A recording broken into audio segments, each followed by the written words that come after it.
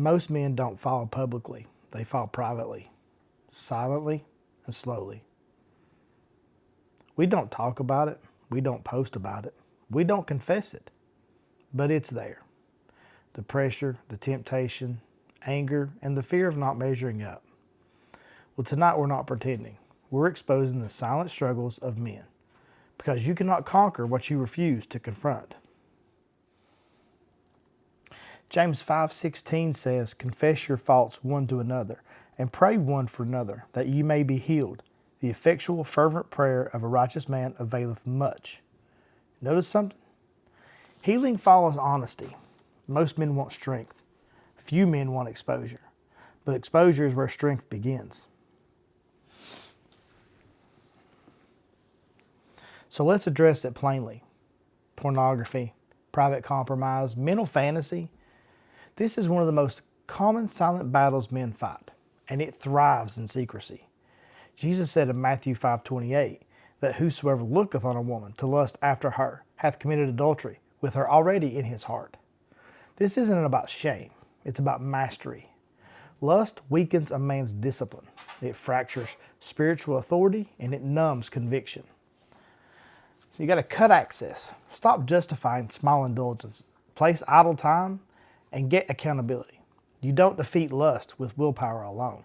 You defeat it with structure and submission. Here's a good one for me. So most men don't struggle with lust. They struggle with anger, with rage. A short fuse, sharp tone, explosive reactions.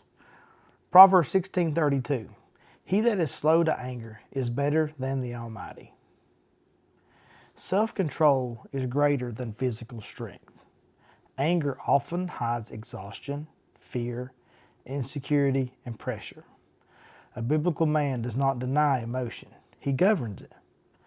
So practical steps to cover that is identify your triggers. Slow your response time. Walk away before you speak. Pray before you react. You're not weak for feeling. You're weak if you let feelings rule you. The struggle with pressure. Now this one hits a little different. It's provisional pressure, performance pressure, spiritual leadership pressure. You feel like if you fail, everything collapses. Well, 1 Timothy 5:8 says, "A man must provide for his house." That weight is real. But hear this clearly. Provision is not just financial. You must provide stability, prayer, example, and presence. Some men are physically home, but mentally absent. Your family doesn't just need income. They need you, anchored in the Word. The struggle with isolation. Now, this may be the most dangerous one. Men isolate. We convince ourselves that I'll handle it. I don't need help. I'll figure it out. Well, Proverbs 18:1. Through desire a man having separated himself seeketh and intermeddleth with all wisdom. Isolation distorts thinking. Accountability clarifies it. Strong men have brothers, not drinking buddies. Not casual acquaintances, brothers who can ask hard questions. Men, they're going to hold you accountable for the things you say and do. Look to your brothers. If you're fighting silently right now, here's your reset plan.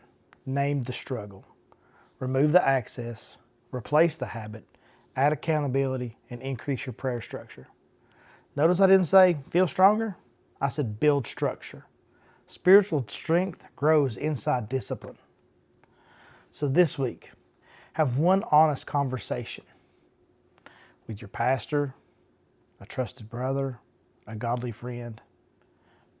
Reach out to anybody here at Apostolic Manhood. You don't have to broadcast your weakness, but you do have to break isolation. You're not the only man fighting, but you will lose if you fight alone. Men of the Word are not flawless. They are accountable. They're disciplined, and they are watchful. We refuse to let silent struggles become public destruction. Bring it into the light. Watch God restore strength.